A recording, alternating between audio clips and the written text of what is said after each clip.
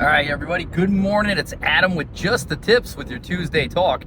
Little road work this morning on the way out to beautiful Buffalo.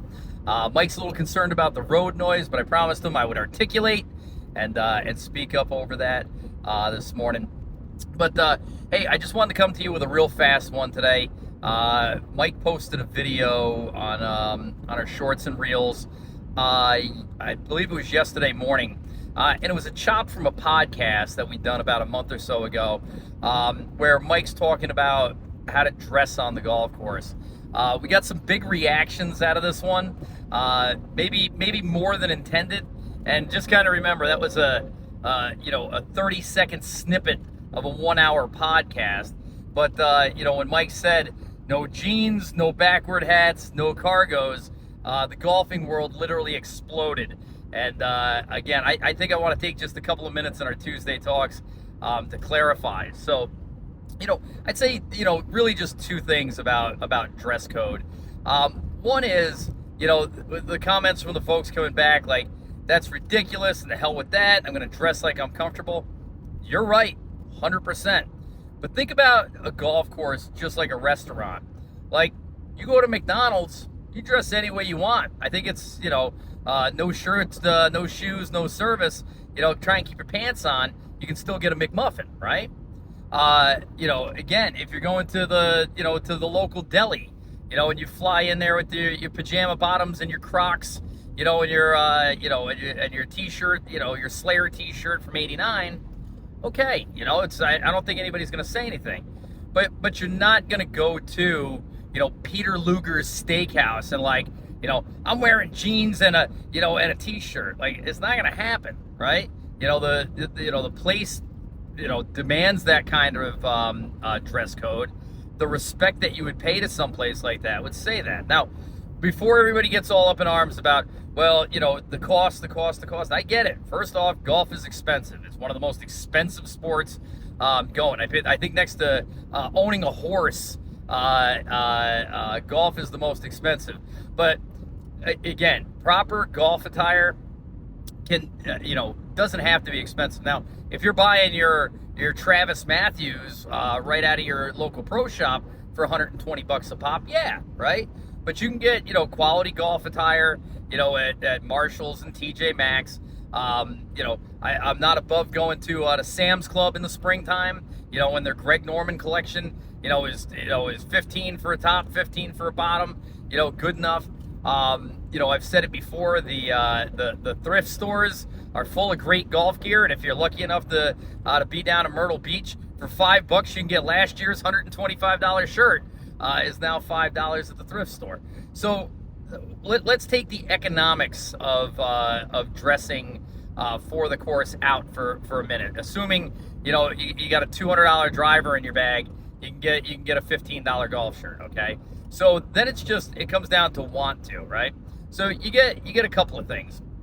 One is, it's just like I said, if this is Augusta, you're not going to be like, well, I wear jeans. No, well, you're not going to be able to pull off your favorite look, right? But if it's your local muni and they got no problem with it, or it's the pitch and putt or something like that, then then go for it. Who cares? You're comfortable, and whatever.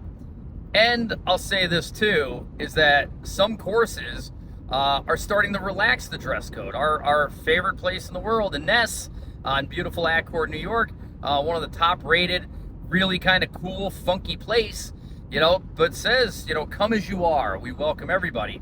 But I don't see anybody out there in joggers and a tank top. I don't see anybody out there dressed emo, or something like that. You might see a T-shirt instead of a golf shirt. You might see non-golf shorts, but they've made that choice, right? They've decided, hey, just like the Live Tour doesn't make their professionals wear long pants, they've decided that there's a certain market for folks that don't want to get dressed. And you may call it more contemporary or the evolution of golf, and that's perfectly fine.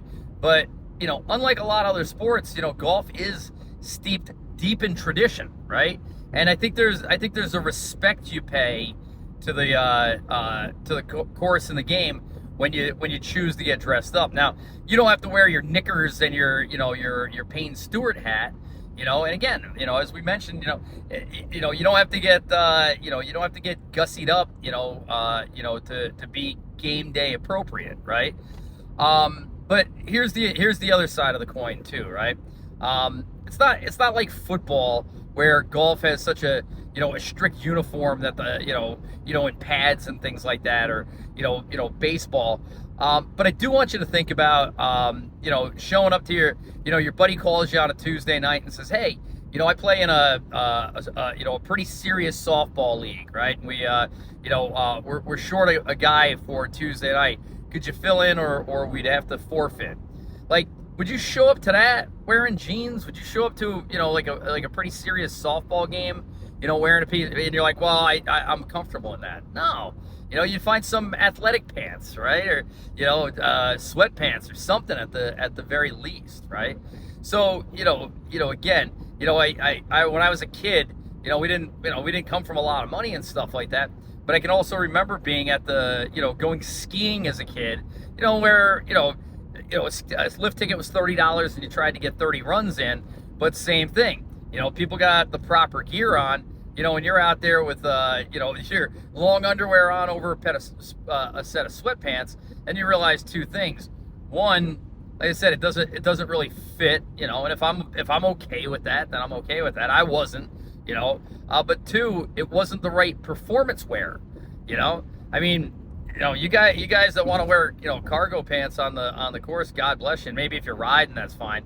But I couldn't walk 18 holes, with a pair of Docker cargos from like 1982, getting full of sweat and weighing 500 pounds.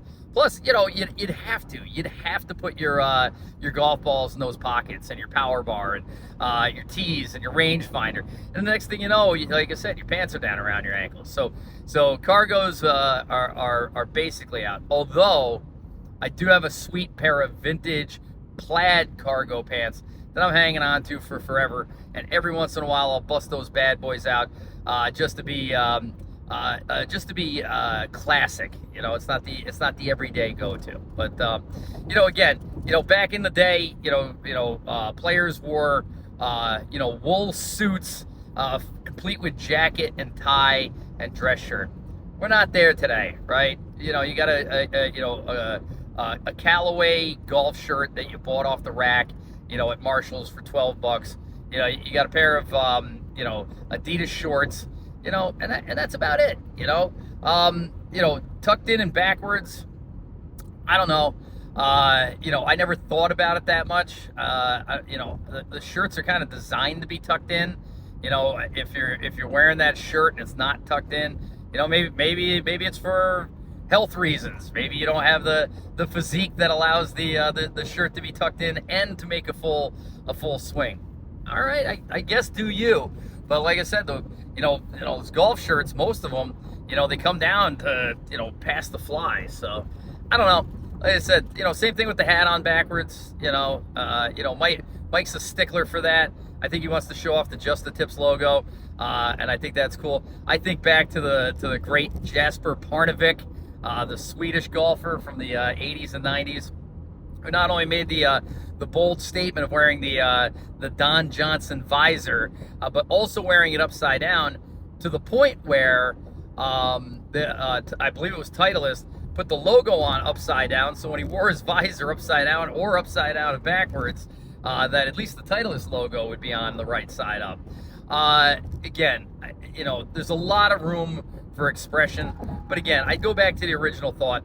Think about it like a restaurant. If the restaurant demands a jacket, or it's the type of place you would get dressed up for, get dressed up for it, right? If it doesn't command it and it makes you more comfortable, fine. But I'd always say this, and just kind of in closing, is it's always better to be overdressed than underdressed, right? You'll always feel better, more comfortable if you wear a suit and tie to McDonald's by accident than if you wore your Crocs and your joggers to the nice steakhouse, so by accident. So like I said, keep it classy out there, guys. Let's have some fun. let's not take it too serious. Mike's getting beat up bad in the in the comments for his clip, or maybe you go back and take a look at that full episode and then make your decision. But with that, this has been your Tuesday Talks with Adam, coming at you live from the greater Buffalo area. Just the tips.